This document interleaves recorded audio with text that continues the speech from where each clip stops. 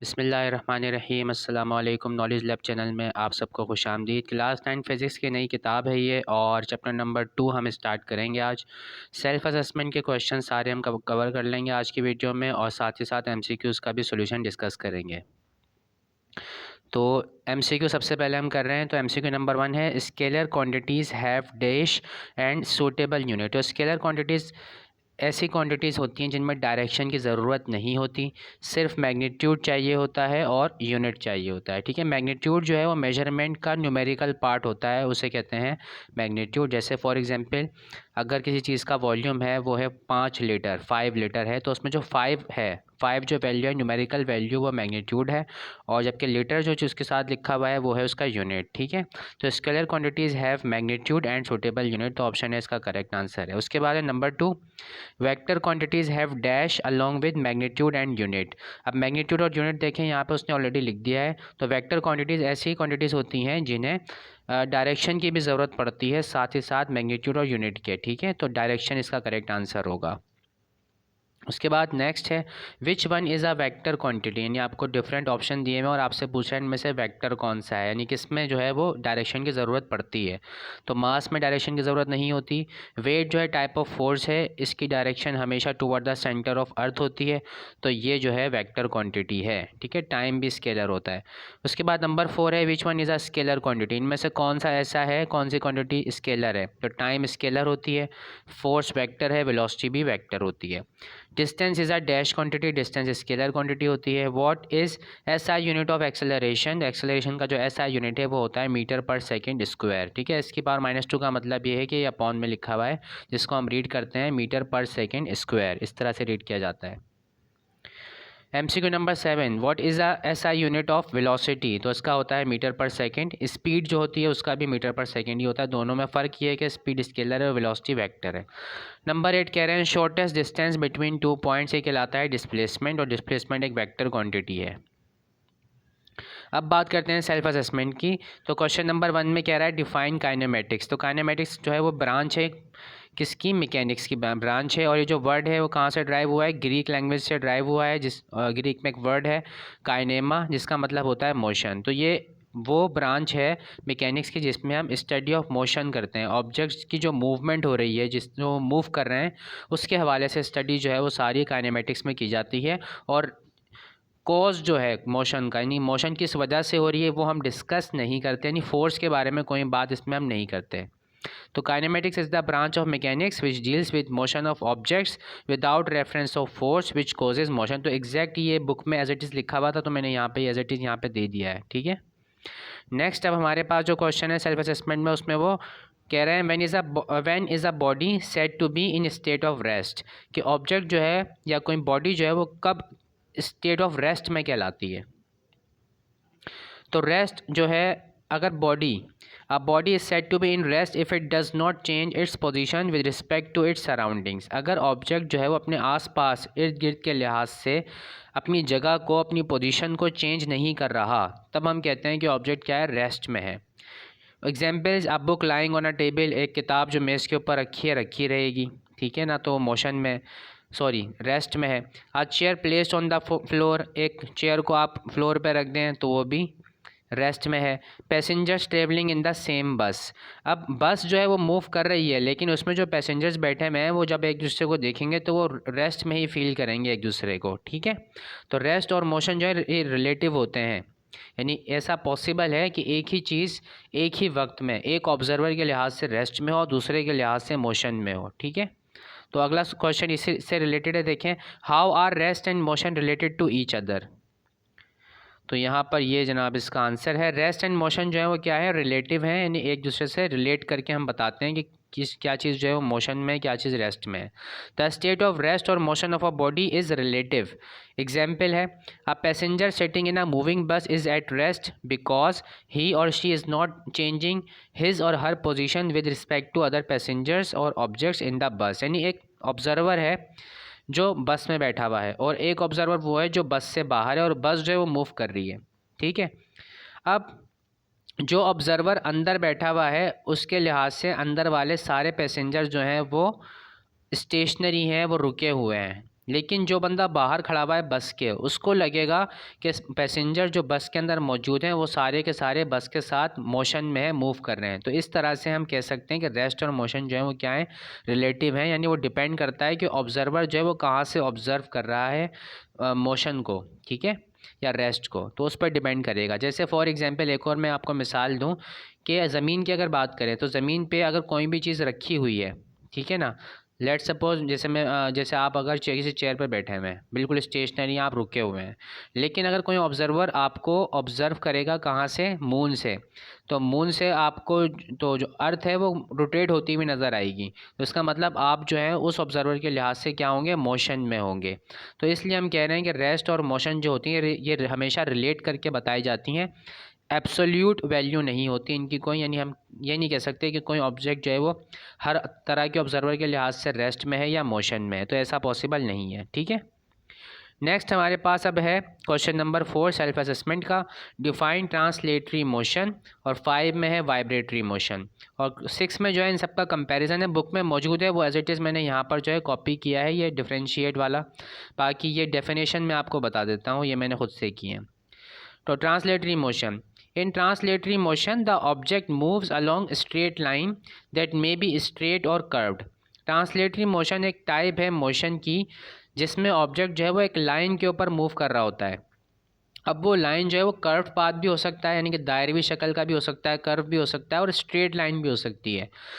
और इस टाइप की जो मोशन है इसमें ऑब्जेक्ट जो है जिन पार्टिकल से मिलके वो बना है उसका हर पार्टिकल सेम वेलोसिटी से मूव करता है, और हर पार्टिकल जो है वो सेम पाथ कवर करता है, डिफरेंट पाथ कवर नहीं करता, हर पार्टिकल का पाथ सेम होगा, ठीक है।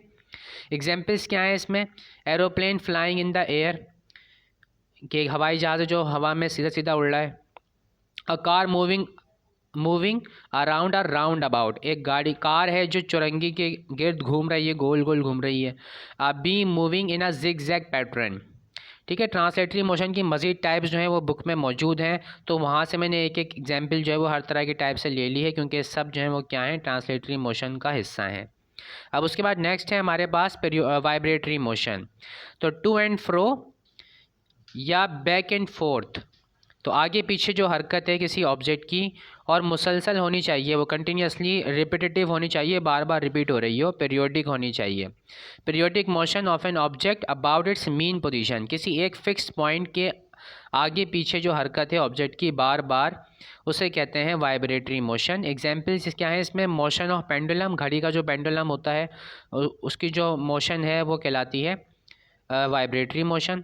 अच्छा ये भी आपको बता दूं कि पेंडुलम ज़रूरी नहीं कि घड़ी वाला ही हो, तो कोई भी ऑब्जेक्ट अगर आप धागे से किसी सपोर्ट के साथ बांध देंगे और उसको मूव कराएंगे तो वो भी पेंडुलम ही कहलाएगा, सिंपल पेंडुलम ही कहलाएगा। नंबर 2 है motion of string of a guitar when plucked, guitar की जो स्ट्रिंग होती है, तार होती है, उसको अगर आप प्लग कर दें, उसको छेड़ दें, तो तब जो है उसकी मोशन कैसी होती है, वो भी वाइब्रेटरी होती है। मोशन ऑफ स्विंग, झूला जो है उसकी हरकत भी कैसी होती है, वाइब्रेटरी, जो रस्सी वाला झूला होता है उसकी जो मोशन है वो भी वाइब्रेटरी मोशन की एग्जाम्पल है। तो काफ़ी सारे एग्जाम्पल्स हैं वाइब्रेटरी मोशन की, मैंने यहाँ पे सिर्फ 3 डिस्कस किए हैं। अब यहाँ पे देखें कंपैरिजन करने के लिए उसने कहा था हमसे कि ट्रांसलेटरी, वाइब्रेटरी, रोटेटरी मोशन में कंपैरिजन करें। बुक में एज इट इज़ ये चार्ट बना हुआ है तो मैंने यहाँ पे एज इट इज़ ही कॉपी कर दिया है इसको, लेकिन कुछ यहाँ पे करेक्शन की ज़रूरत है, तो यहाँ मैं आपको बता देता हूँ वो बातें। जैसे ट्रांसलेटरी मोशन की यहाँ सबसे पहले तो आप डेफिनेशन लिखेंगे। अब इन्होंने लिखा हुआ है body moves along a straight line, तो लाइन का स्ट्रेट होना ज़रूरी नहीं है, वो कर्व भी हो सकती है, ठीक है। तो यहाँ पे आप इसकी चेंजिंग कर लीजिएगा। Rotatory motion, the spinning of a body about its axis, किसी ऑब्जेक्ट का एक, अभी एक्सिस क्या है, ये एक इमेजनरी लाइन है, ये हकीकत में हो भी सकती है और नहीं भी, ठीक है।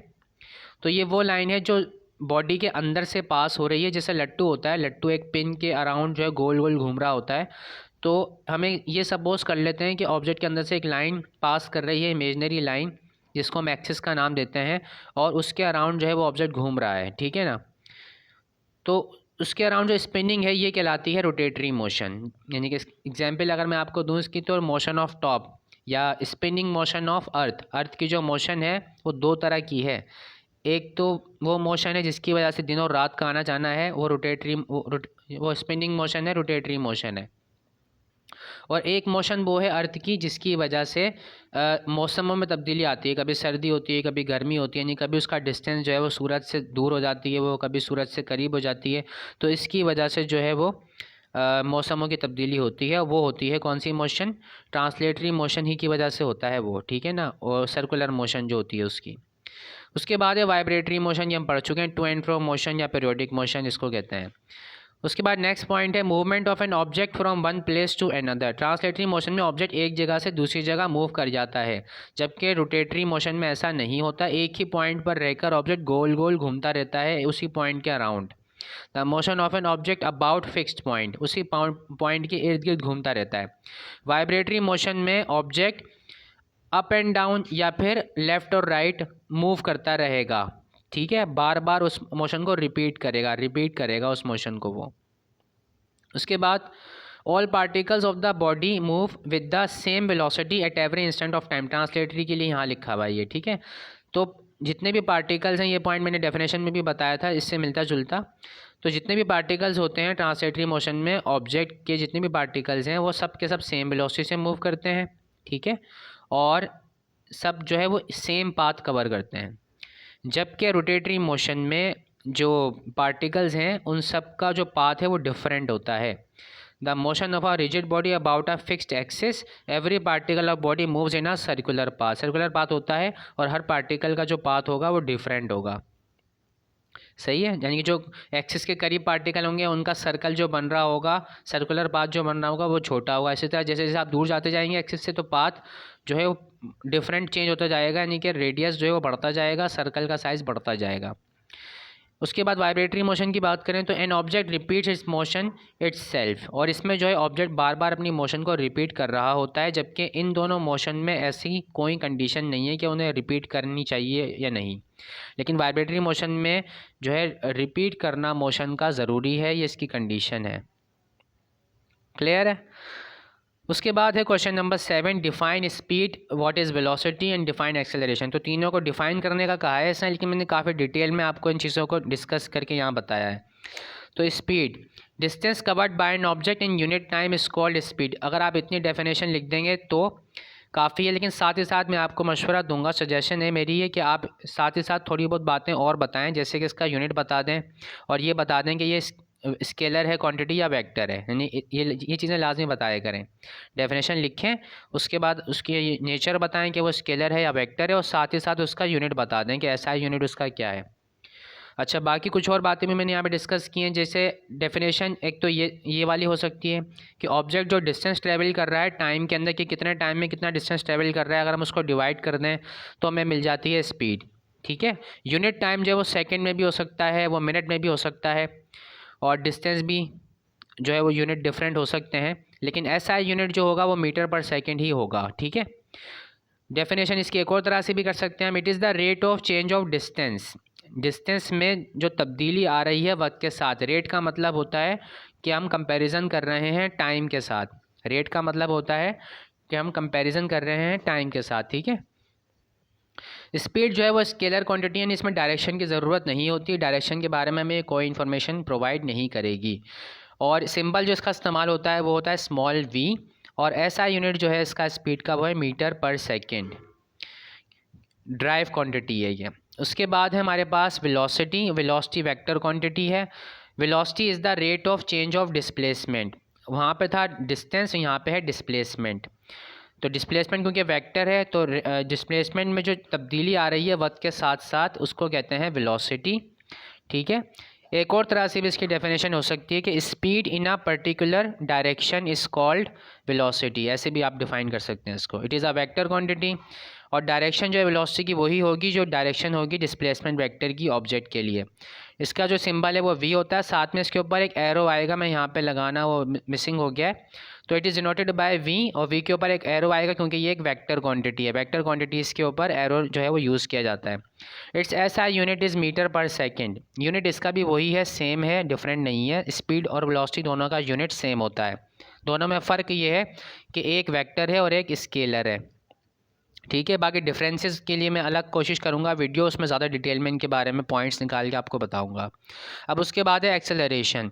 तो rate of change of velocity, अब वेलोसिटी में जो तब्दीली आएगी वक्त के साथ साथ विद रिस्पेक्ट टू टाइम, तो वो कहलाती है एक्सेलरेशन। और वेलोसिटी में तब्दीली देखें डिफरेंट मेथड से आ सकती है। उसका मैग्नीट्यूड चेंज हो सकता है, यानी कि उसकी स्पीड चेंज हो सकती है ऑब्जेक्ट की, और वो अपनी डायरेक्शन को चेंज कर सकता है, ठीक है, या फिर दोनों चीज़ें एक साथ भी चेंज हो सकती हैं। तो कोई भी केस हो इन तीनों में से, हर सूरत में एक्सेलरेशन क्या होगी, प्रोड्यूस होगी। In all cases acceleration, in all the above cases acceleration is produced. If velocity is of object is increasing, अगर ऑब्जेक्ट की वेलोसिटी जो है वो बढ़ रही है, इंक्रीज़ हो रही है, तो एक्सेलरेशन पॉजिटिव होगी। अगर ऑब्जेक्ट की वेलोसिटी डिक्रीज़ हो रही है, कम हो रही है, तो एक्सेलरेशन जो है वो नेगेटिव हो जाती है। और नेगेटिव एक्सेलरेशन जो है ये होती है रिटार्डेशन, ठीक है। और इसका एक और नाम भी है डेसेलरेशन, भी इसको कहा जाता है। ऐसा यूनिट जो होता है इसका होता है मीटर पर सेकेंड या मीटर पर सेकेंड स्क्वायर, दोनों तरह से आप कह सकते हैं, दोनों बातें सही हैं। m⁻⁻², ठीक है। अब जब डेफिनेशन आप लिखेंगे तो इतनी डिटेल आपको बताने की ज़रूरत नहीं है, आप सिर्फ डेफिनेशन लिखें इस तरह से, rate of change of velocity is called acceleration. उसके बाद आप बता दें कि ये एक वेक्टर क्वांटिटी है, it is a vector quantity, और आप इसका एसआई यूनिट बता दें कि इसका एसआई यूनिट जो है वो मीटर पर सेकेंड स्क्वायर होता है, ठीक है। यहाँ पे मैंने पॉइंट नहीं लिखा कि ये वेक्टर क्वांटिटी है, रह गया है, तो मैंने आपको ओरली बता दिया कि it is a vector quantity, acceleration is a vector quantity, ठीक है। उसके बाद अब नेक्स्ट क्वेश्चन है क्वेश्चन नंबर 10, डिफाइन वेक्टर। अब वेक्टर की डेफिनेशन अलग से नहीं बताऊंगा मैं, इसी में आ जाएगा ये क्वेश्चन नंबर 11 में। यहाँ पर हमने जो है डिफरेंसेस लिखे हुए हैं वेक्टर के और स्केलर के, तो इसमें डेफिनेशन इंक्लूड हो जाएगी।